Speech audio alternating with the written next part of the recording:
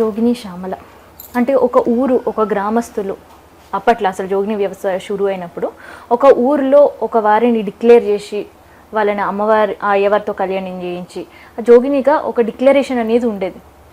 So అప్పటి నుంచి అట్లా కంటిన్యూ అవుతున్నారు మీరు, తర్వాత సీనియర్స్ అట్లాంటి వాళ్ళు. కానీ ఇప్పుడు ప్రతి ఒక్కరూ మేము శివశక్తి, మేము జోగిని అంటున్నారు. అసలు అది ఏ ఊరు డిక్లేర్ చేస్తుంది, వాళ్ళు ఎక్కడి నుంచి వస్తున్నారు?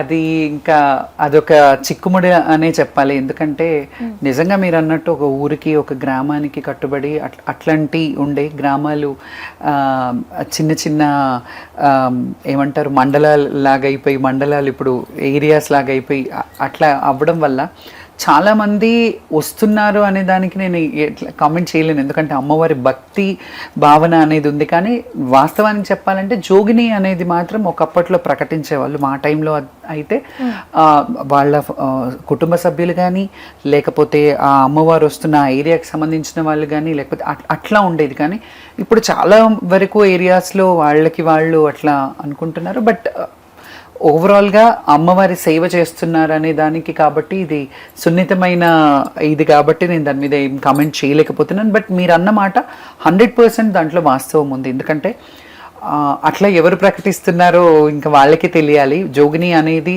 ఒక చెప్పాలంటే నేను ఇప్పటికీ కూడా అంటాను, జోగిని అనకండి, శివశక్తిగా నన్ను గుర్తించండి. బికాస్ వ్యవస్థని రూపుమాపాలంటే కొన్ని స్టెప్స్ తీసుకోవాల్సిందే. సో అందులో భాగంగా జోగిని వ్యవస్థ గురించి పోరాడాను కాబట్టి మీరు జోగిని అనకుండా నన్ను శ్యామలగా, కొలిపాక శ్యామలగా నా ఇంటి పేరుతో కానీ, లేకపోతే శివశక్తి శ్యామలగా కానీ గుర్తించండి అని చాలా సందర్భాల్లో అంటారు. కానీ అది బై డిఫాల్ట్ అయిపోయిందనమాట.